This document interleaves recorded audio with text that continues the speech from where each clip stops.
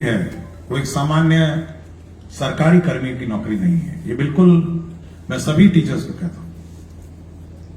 और यदि कोई टीचर यह सोच के आ रहा है कि ये सरकारी नौकरी है इसलिए मैं करना चाहता हूं या करना चाहती हूं, तो बहुत ही गलतफहमी में है। टीचर्स की नौकरी बिल्कुल भिन्न है और ये सबसे भिन्न है। मतलब इसका कोई तुलना किसी अन्य नौकरी से नहीं है। आप समझ सकते हैं, जब आप क्लास में जाते हैं तो बच्चे आपके सामने रहते हैं और आपको इस निगाह से देखते हैं कि आप उनको ज्ञान देंगे और आप उनका भविष्य बनाएंगे। एक सामान्य सरकारी नौकरी में क्या होता है, कार्यालय में बैठे हैं, संचिकाएं आती हैं जाती हैं, आप संचिका को कभी ऊपर भेजते हैं, कभी संचिका को नीचे भेजते हैं, आपकी मर्जी है, आप अप्रूवल करिए नहीं करिए, 5 दिन बाद करिए, 10 दिन बाद करिए। लेकिन एक शिक्षक की नौकरी नहीं हो सकती। आपका बिल्कुल जो आपका टारगेट सेगमेंट है वो आपके क्लासरूम में आपके सामने बैठा है और बिल्कुल टकटकी निगाहों से आपको देखता है कि आप उसको शिक्षा देंगे और आप उसको ज्ञान देंगे। और ऐसे भी नहीं है कि आज आपने उसको ज्ञान नहीं दिया तो 1 महीने बाद उसको ज्ञान दे देंगे, या आप सोचेंगे कि चलिए बाद में देखा जाएगा, आज हम थोड़ा मूड खराब है या मेरा तबीयत ठीक नहीं है या आज बहुत कष्ट से हम नाव पे चढ़ के आए, पानी पार करके आए, या देखिए पूरा कपड़ा मेरा भीग गया। उस छात्र को उससे कोई लेना देना नहीं। ये कष्ट आप डीओ को बोल सकते हैं, एसीएस को बोल सकते हैं, लेकिन जो आपके सामने जो कक्षा में बैठा छात्र छात्रा है उसको आपके कष्ट से कोई लेना देना नहीं। आप बहुत दूर पोस्टेड हैं, देखिए मुझे कहां जंगल के ऊपर भेज दिया, अधौरा पहाड़ पे, देखिए कटोरिया वाका में मुझे 2 नदी पार करना है, खगड़िया में 3 नाव पार करना है।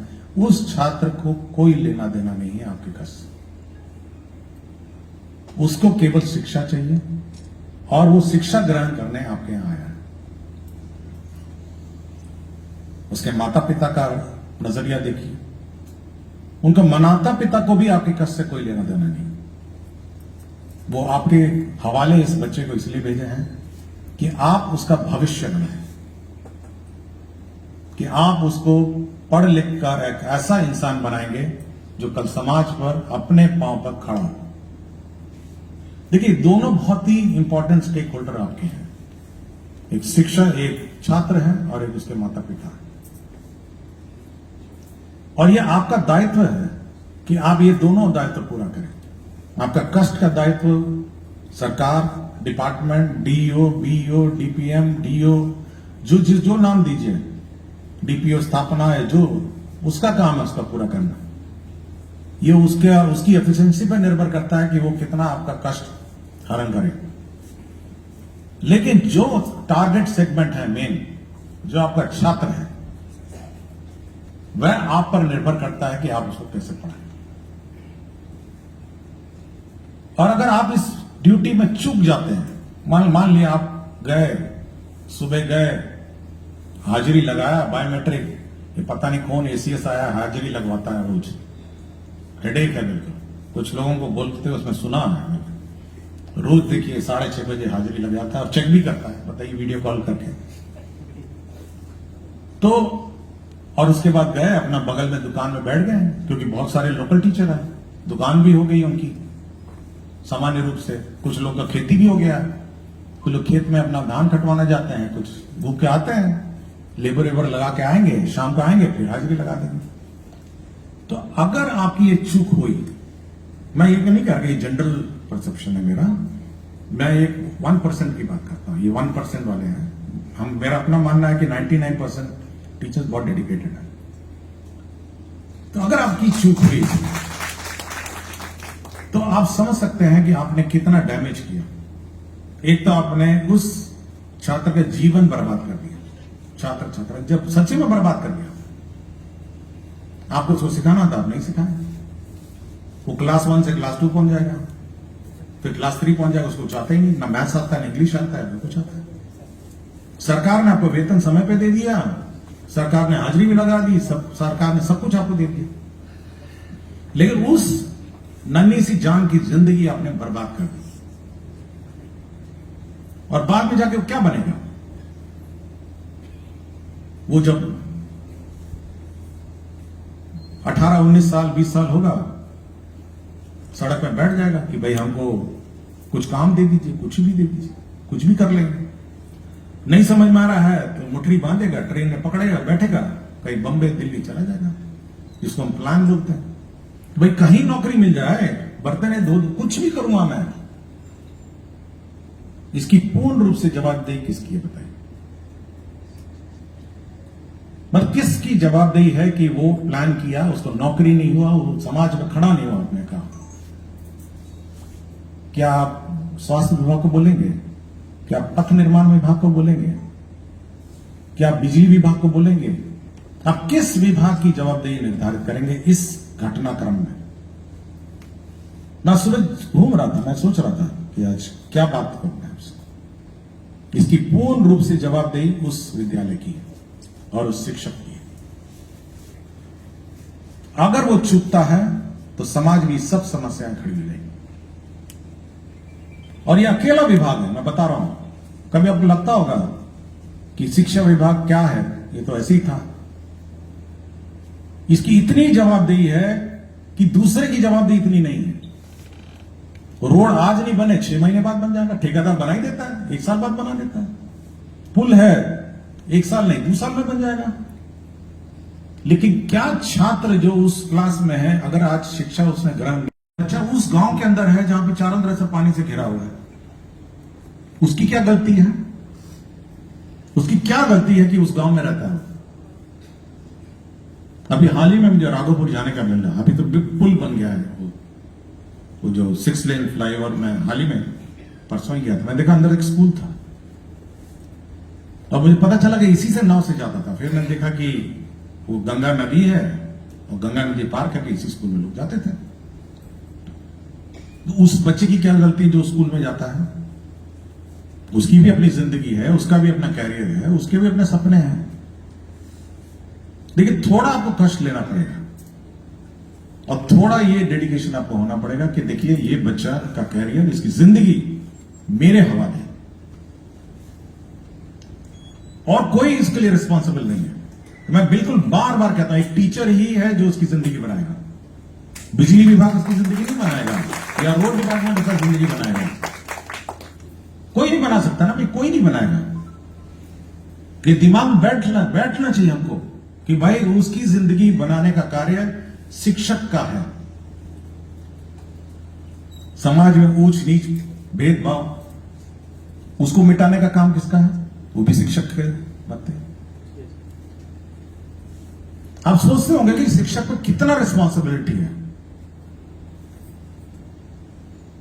मैं कोई अच्छे बैकग्राउंड का आदमी नहीं हूं, कोई फाइनेंशियली स्ट्रांग आदमी नहीं था, लेकिन आज शिक्षा के बल पे आया हूं ना। कोई और थ्योरी बता दीजिए कि ऐसे ही आ जाएंगे हम ऊपर। कोई थ्योरी बताइए ना इस दुनिया में कि अचानक आप सोशल स्टेटस से ऊपर पहुंच जाए अपने आप। शिक्षा क्या है? और उसका एक ही माध्यम है, टीचर्स ऑफ बिहार, इस राज्य के शिक्षक। ये एक ही है ना। और अगर शिक्षक कहने लग जाए कि नहीं ये करेंगे तो वो करेंगे तो वो करेंगे तो ऐसा होगा तो वैसा होगा, no, it can not happen, it will not wait. Education can not wait ना, और ये किसी का इंतजार भी नहीं कर सकता।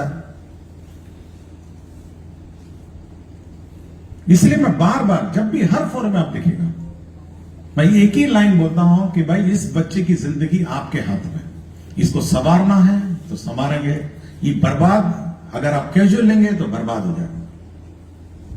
और इस पूरे प्रकरण में फाइनली किसका क्या असर होगा? लोग जाति पाति करने लग जाएंगे, ऊंच नीच करने लग जाएंगे, और इसका पूरा असर इस राज्य पर पड़ेगा, पूरा असर।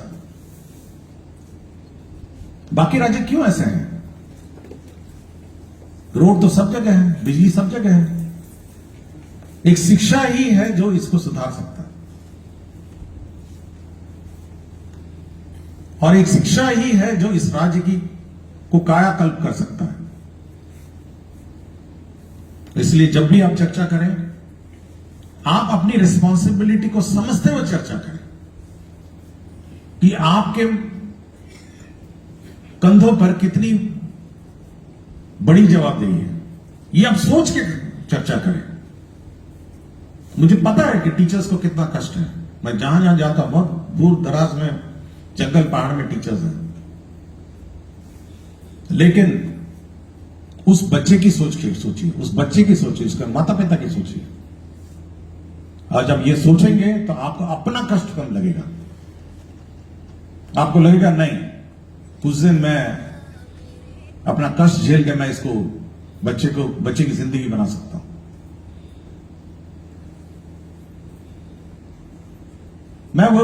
इसीलिए मैं ये बात आपसे कहने आज आया हूं कि भाई आपको अपनी रिस्पॉन्सिबिलिटी समझनी होगी और ये जवाबदेही आपको लेनी होगी।